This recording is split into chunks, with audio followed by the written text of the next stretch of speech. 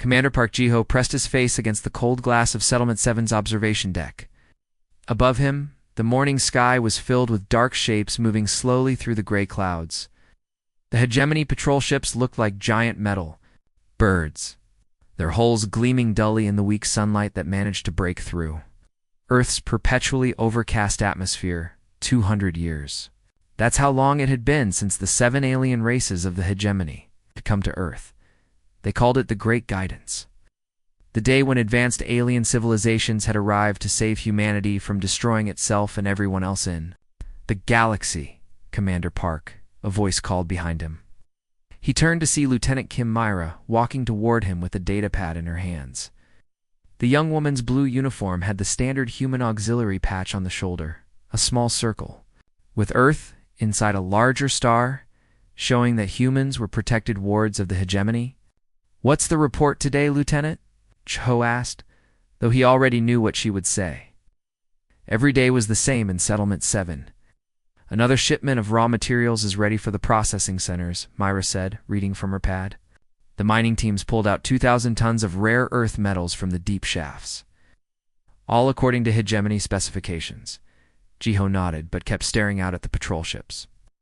As the human liaison between Settlement 7 and their alien overseers, he had to make sure everything ran smoothly. The Taldari supervisor, Velthor, expected daily reports on human productivity. It was Jiho's job to make sure those reports showed that humans were being useful members of galactic society. But lately, something had been bothering him. Small things that didn't quite add up. "Sir," Mira continued, "Supervisor Velthor said something strange today when I delivered the mining report." "What did he say?" "He mentioned that our mining efficiency went up 30% this quarter." The thing is, he seemed really surprised about it. Not happy surprised. Jiho turned. "To look at her fully now? Surprised? We're using their equipment exactly the way they taught us." That's what I told him. But then he asked if we were making any changes to the machines that we weren't supposed to make. He seemed worried that we might be modifying hegemony technology. Without permission? This made Jiho frown. Why would aliens with vastly superior technology be surprised that humans could use their tools effectively? And why would they worry about humans making improvements? Weren't the hegemony supposed to be helping humanity advance? "Did you tell him we haven't changed anything?" Jiho asked. "Yes, sir." But he didn't seem convinced. He said he was going to run diagnostics on all our equipment to make sure everything was operating within normal parameters. Jiho watched another patrol ship drift past the window. Something about this whole situation felt wrong, but he couldn't put his finger on what it was. That evening, Jiho sat in his small quarters, reviewing the daily settlement reports on his computer terminal. Settlement 7 housed about 50,000 humans, all working in mining, agriculture, and basic manufacturing. According to their history lessons, this was actually quite good for humanity. Before the hegemony arrived, Earth had been on the verge of destroying itself through war and environmental damage. The aliens had saved the few remaining humans and helped them build these safe, organized communities. As Jiho scrolled through production numbers and efficiency reports, something caught his eye. Computer's log showed that someone had been trying to access old historical files that were supposed to be classified. The attempts had been made over several weeks, always late at night, and always unsuccessfully. Jiho's curiosity got the better of him. Using his administrative access codes, he decided to see what these files contained. Surely if they were just records of humanity's primitive past, there would be no harm in looking. What he found made his hands shake. The files were damaged and incomplete. But what remained painted a very different picture of pre-contact humanity. There were references to human colonies on other worlds, advanced terraforming technology that could transform dead planets into gardens, and military systems that sounded far more sophisticated than anything humans were currently allowed to. One fragment mentioned a Earth defense grid with weapons capable of destroying entire fleets. Another talked about generation ships carrying 2 million colonists to the Andromeda galaxy. A third described something called quantum manufacturing that could build space stations in days rather than years. Jiho read the fragments 3 times, trying to make sense of what he was seeing. If these records were real, then humans hadn't been primitive savages when the hegemony arrived. They had been a spacefaring civilization with advanced technology and colonies across multiple star systems. But that couldn't be right. Everyone knew that humans had barely achieved basic spaceflight before first contact.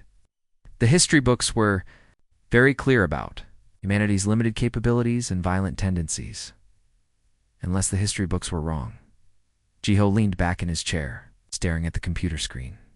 If these file fragments were authentic, then everything he had been told about humanity's past was a lie. And if the hegemony had lied about human history, what else had they lied about? Outside his window, another patrol ship drifted silently. Through the night sky, its lights blinking in the darkness like watching eyes. He couldn't stop thinking about what he had read. Every night, he would lie awake wondering if there was more evidence hidden somewhere. The old geological surveys in the settlement archives had mentioned some unusual underground structures, repairing mining equipment. Hannah was the smartest person in Settlement 7, and Jiho trusted her completely. She had also been asking. Hannah, Jiho said quietly, "I need to show you something. You have to promise to keep it secret." She looked up from the machine she was fixing. "What kind of secret? It's the kind that could get us both in serious trouble with the hegemony." Hannah set down her tools. "Show me." 2 hours later, they stood at the entrance to what the geological surveys called Cave System 7 Alpha. The entrance was hidden behind thick metal doors that had been sealed for 200 years. Jiho had spent days figuring out how to open them, without triggering any alarms. "Are you sure about this?" Hannah whispered as they walked into the darkness. Their flashlights cut through air that smelled old and stale. "No," Jiho admitted. "But I have to know the truth." What they found 50 kilometers underground made them both stop breathing for a moment. The cave system was actually a massive military facility carved out of solid rock. The main chamber was so huge that their flashlights couldn't reach the far walls. Along the sides, they could see dozens of smaller rooms and corridors stretching away into the darkness. "This can't be right," Hannah whispered, her voice echoing in the enormous space. "According to everything we learned in school, humans barely had fusion power when the hegemony arrived. We were supposed to be using primitive rockets and basic computers." Jiho walked over to a wall panel that still had power indicators glowing faintly. When he touched it, the panel lit up and displayed text in old human languages. "Planetary defense grid controls. Colony ship manufacturing protocols." "Hannah, come look at this," he called. She joined him at the panel, reading over his shoulder. "These are technical manuals for building starships that can travel faster than light.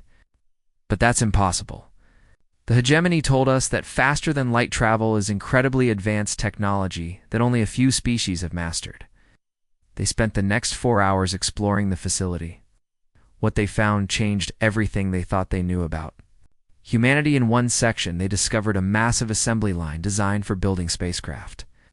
The machines were silent now, but Hannah could tell they were more advanced than anything currently used in hegemony settlements. The manufacturing bays could have produced ships capable of carrying thousands of people across the galaxy. Another section contained star. The maps showed trade routes, communication. According to these charts, humans had been exploring and settling other worlds for over a century before the hegemony arrived. But the most shocking discovery came in the command center. Here, they found detailed records of first contact with the hegemony species. The official history taught in schools said that the aliens had arrived to find humanity on the verge of destroying itself through war and environmental damage. Humanity had been expanding rapidly across the galaxy when the hegemony made contact. Humans were building new colonies, developing advanced technologies. The hegemony hadn't come to save humanity from self-destruction. They had come because they were afraid of human expansion and technological development. "Look at this report," Hannah said, pointing to one file on the screen. It's dated just a few months before the Great Guidance supposedly began. "Void Hunters. The humans won the battle using weapons that sound more powerful than anything the hegemony uses today." More files. The records showed that the hegemony had used psychological warfare instead of direct military action. They had offered to help humanity become more civilized by providing guidance and protection, but the protection had been a trap. Once humans agreed to hegemony oversight, they had been gradually moved to supervised settlements. They're advanced. Technology had been confiscated for safety reasons. We have to be very careful with this information, Jiho warned as they prepared to leave the facility. Other people need to know about this, Hannah said firmly. My cousin Jin works at Settlement 12. She mentioned that their security officer, Nam Taiho, been asking questions about inconsistencies in the historical records. Over the following weeks, Jiho and Hannah carefully reached out to other humans who seemed to be questioning the official story. They discovered that they weren't alone. Across Earth, small groups of humans had been finding fragments of the truth, and wondering why nothing quite added up. They began calling themselves the Terran Remembrance, and their mission was simple: remember who humanity really was and decide what to do about it. Communications specialist Cho Young-mi sat in the dim communications room of Settlement 7, her fingers dancing across the alien control panels. She had always been good with the hegemony's communication systems, so good that even her Taldari supervisors were impressed by how quickly she could decode their encrypted messages. What they didn't know was that she had been secretly monitoring their private transmissions for months. Tonight was different. The alien chatter had been frantic all day, with priority messages flying between the command ships orbiting Earth and the Hegemony Council headquarters somewhere in deep space. Youngmi had never heard them sound so worried. She adjusted the frequency filters and began recording everything she could catch. The encryption was complex, but Youngmi had developed an almost instinctive understanding of how alien communication protocols worked. Within an hour, she had decoded enough to understand what was happening. Her blood ran cold as she read the translated messages. The next evening, Youngmi made her way through the abandoned subway tunnels beneath Settlement 7. The Terran Remembrance had been meeting in these forgotten spaces for weeks now. Ever since Jiho and Hannah had discovered the truth about humanity's past, tonight 12 people sat around a small table lit by battery-powered lanterns. I have news, Youngmi announced to the group. And it's not good. Security Chief Nam Taiho had arrived from Settlement 12 just that morning. He was a tall, serious man who had been asking uncomfortable questions about hegemony security protocols for months. What did you find? He asked. The hegemony is terrified, Youngmi said, pulling out her notes. Something they call the Void Devourers has destroyed 3 entire galaxies beyond the Outer Rim. The Hegemony Council has declared a galaxy-wide emergency. Dr. Hannah frowned. What are Void Devourers? From what I could understand, they're some kind of invasion force from outside our galaxy. They consume everything: planets, stars, entire civilizations, and they're heading this way. Commander Jiho leaned back in his chair. That's terrible, but what does it have to do with us? That's where it gets interesting, Youngmi continued. The hegemony has started something called Project Awakening. They want to run experiments on humans to unlock what they call our latent potential for military use. They think they can turn us into weapons against these Void Devourers. The room fell silent for a moment. Then Hannah laughed, but there was no humor in it. Let me understand this correctly. They keep us locked up for 200 years, telling us we're too dangerous and primitive to be trusted with advanced technology. But now that they're scared, they suddenly want to use our capabilities. It gets worse, Youngmi said. I found population reports in their communications. According to their own numbers, there are almost 2 billion humans alive on Earth right now. It's not the few million in scattered settlements that we were told about. Nam Taiho sat up straight. 2 billion. Where are they? It's hidden in underground cities that most of us don't even know exist. The hegemony has been keeping huge populations of humans in sealed facilities, probably as some kind of emergency reserve. Felt dizzy as he tried to process this information. They didn't just lie about our past, they've been lying about everything. Our present, our population, our capabilities, all of it. The question is, Nam said slowly, what do we do about it? The Terran Remembrance faced an impossible choice. They could stay hidden in their small group, sharing secrets and complaining about their situation. It was safe, but it wouldn't help the billions of humans who didn't even know they were being lied to. Or they could try something that had never been attempted before, waking up the entire human population and telling them the truth. Thinking about this ever since we found that military facility, Hannah said quietly. I went back and analyzed the manufacturing equipment we discovered. Most of it is still functional.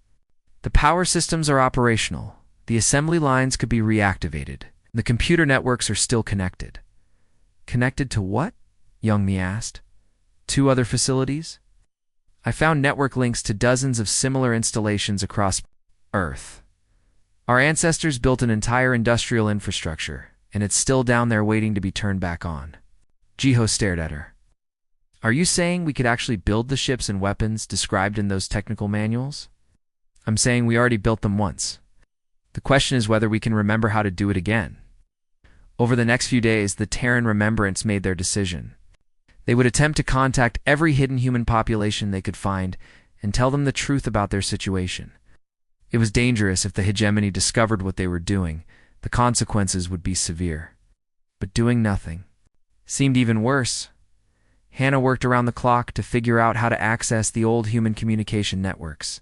Many of the systems were still active, buried deep underground and forgotten by their alien overseers. Finally, she found what she was looking for, a planet-wide communication system that could reach every human settlement, visible and hidden. The message they decided to send was simple. No long explanations, no complex arguments, just a basic reminder of something that had been taken away from them. Remember who you were. Remember who you are.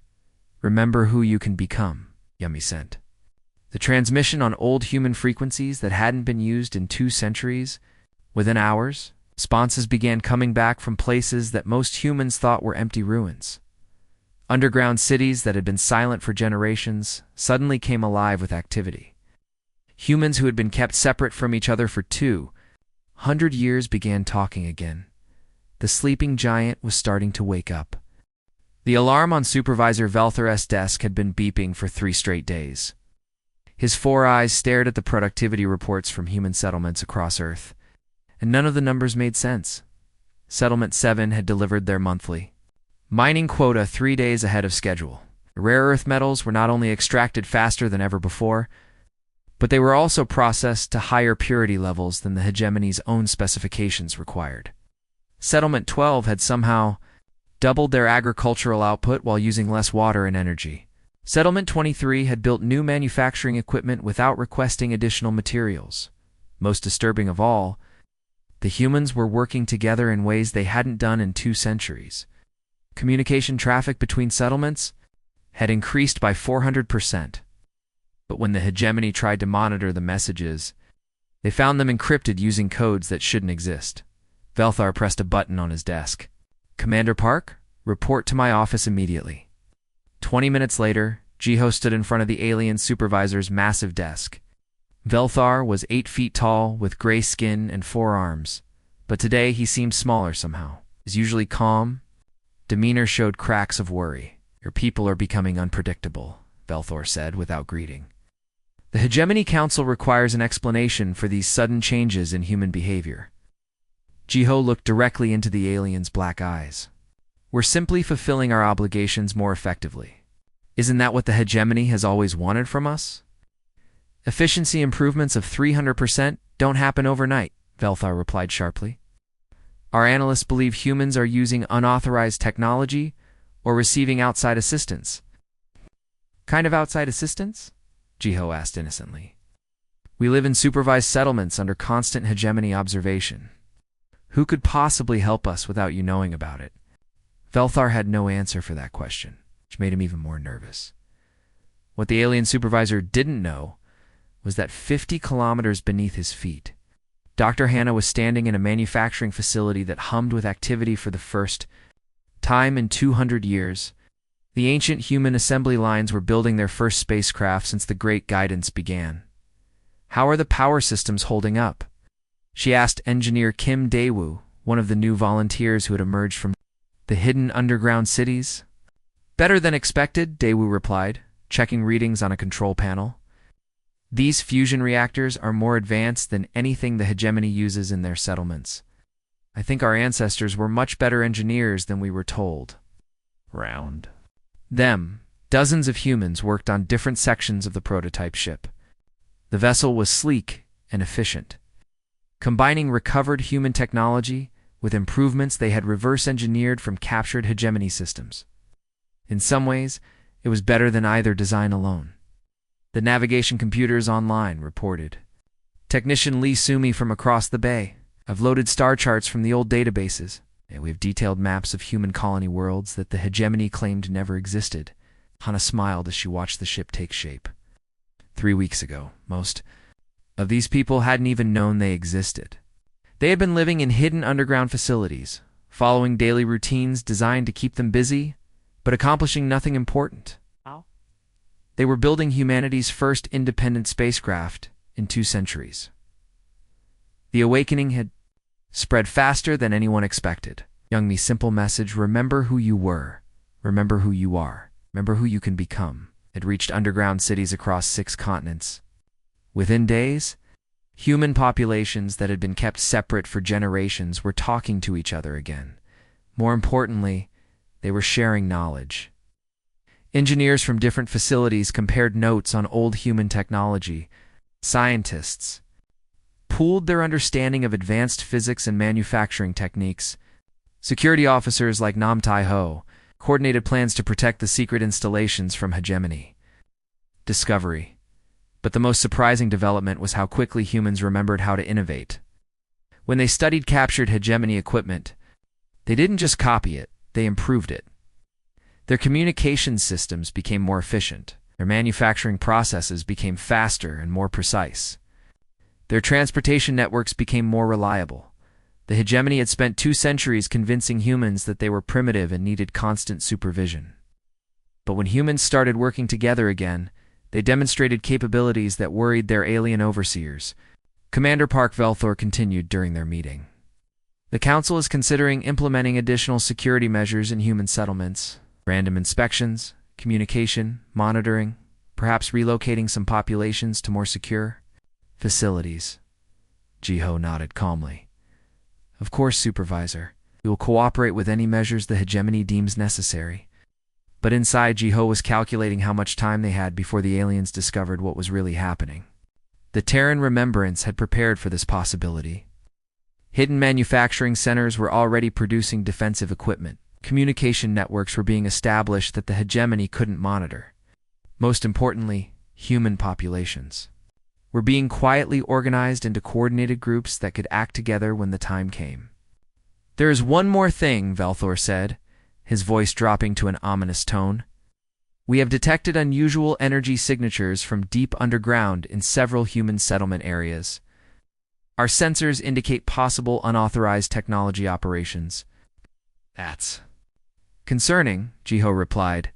Perhaps the hegemony should investigate these energy readings immediately. I'm sure there's a simple explanation. Velthor stared at him for a long moment. Something in the human's tone suggested that maybe the hegemony wouldn't like what they found if they looked too closely, as Jiho left the supervisor's office. He activated a hidden communication device and sent a single-coded message to Hannah. And the other Terran Remembrance leaders, they're getting suspicious. Accelerate the timeline. The chains that had held humanity for 2 centuries were finally beginning to break. The only question was whether they could finish the job before their captors realized what was happening. Admiral Park Jiho stood on the bridge of the Indomitable Will, Earth's first flagship in over 2 centuries. Through the massive viewing window, he could see the last hegemony space station in the Sol system, powering down its weapons and raising white surrender flags. It had taken 6 months since the Great Awakening began, but humanity had finally freed their home system. Admiral called Captain Kim Mira from her position at the communications console. She had been promoted from lieutenant after proving herself during the liberation campaigns. We're getting messages from all over the galaxy. What kind of help? They say the hegemony used the same tricks on them that they used on us. False histories, fake threats, psychological manipulation to make them think they needed protection. Now they want to break free too. Dr. Lee Hanna approached with the data, pad in her hands, as the new director of human technological recovery. She had been working around the clock to restore humanity's industrial capabilities. Admiral, I have the latest production reports. Our manufacturing capacity has reached pre-contact levels. All the underground cities are now connected with the surface settlements. and our population count is approaching 3 billion people. Jiho shook his head in amazement. 3 billion. The hegemony told us there were only a few million humans left alive. That was just one of many lies, Hannah replied. But here's the interesting part. We're not just rebuilding our old technology. We're improving it. The ships and weapons we're producing now are better than anything in the hegemony's arsenal. Across the bridge, Security Chief Nam Taiho was studying captured hegemony communication records on his workstation. He had been analyzing their internal messages for weeks, trying to understand how the alien coalition really operated. What he discovered had shocked everyone. Admiral Taiho called out, "You need to hear this. I've figured out how the hegemony really works. They're more like a protection racket that operates across the entire galaxy." "What do you mean?" asked Mira. "Think about it," Taiho said, pulling up star charts on his screen. "They don't conquer species through direct military force. Instead, they convince entire civilizations that they're too dangerous or primitive to govern themselves. They create fake threats, rewrite histories, and use psychological warfare to make species believe they need hegemony protection." Hannah studied the data Taiho was showing. "So they did to other species what they did to us?" "Exactly. Look at these communication records. The Velkari were told they were too aggressive and would start galactic wars if left alone. The Genti were convinced they were technologically backward and would accidentally destroy themselves. The Morvac were told their industrial processes would poison the galaxy if not properly supervised." Gio felt anger building in his chest. How many species have they manipulated this way?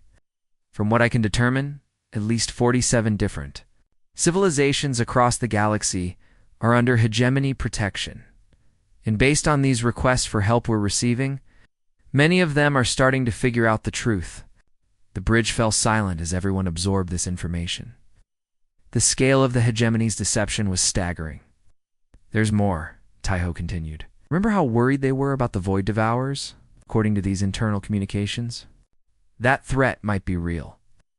But the hegemony has been so focused on controlling everyone that they've actually weakened the galaxy's ability to defend itself." "How so?" asked Jiho. "By suppressing the natural development of dozens of species. They've prevented the technological innovations and military capabilities that could have been used to fight the real threats. They were so afraid of losing control that they crippled their own defensive capabilities." Hannah laughed bitterly. "So their fear of strong, independent species actually made everyone weaker." "That's right. And now that humans are free and helping, other species break away from hegemony control. You might actually have a chance to build a real defense against external threats." Over the following weeks, Earth became the center of a growing rebellion against hegemony control. The human fleet, led by Admiral Jiho, began visiting systems where oppressed species were asking for help. They shared the truth about hegemony, manipulation techniques, and provided technology and military support to species. Ready to reclaim their independence? The response was overwhelming. The Velkari discovered that their aggressive nature was actually just normal competitive behavior that had been misrepresented. The Genti found hidden records proving they had been more technologically advanced than the hegemony before first contact. The Morvac learned that their industrial processes were actually cleaner and more efficient than hegemony alternatives. As more species broke free from hegemony control, they began working together in ways that had been impossible under the old system. Instead of competing for hegemony approval, they started sharing knowledge and resources freely. Technologies that had been suppressed for centuries were rediscovered and improved. When long-range sensors finally detected the approaching void devourers at the galaxy's edge, they found something the invaders had never encountered before. Instead of a collection of weak, divided species ruled by fear, they discovered a united defense network spanning thousands of star systems, coordinated by species that had learned to work together as equals. Admiral Jiho stood in the command center of Unity Station, humanity's gift to galactic civilization. Around him, representatives from 43 different species worked together to coordinate their defense against the external threat. "The hegemony was right about one thing," he said to Dr. Hannah as they watched the integrated defense systems come online. "The galaxy did need protection. They just didn't understand that real protection comes from freedom, not control. The battle for the galaxy's future was about to begin. But this time, every species would fight as free people, defending their own homes, not as subjects following orders from distant masters.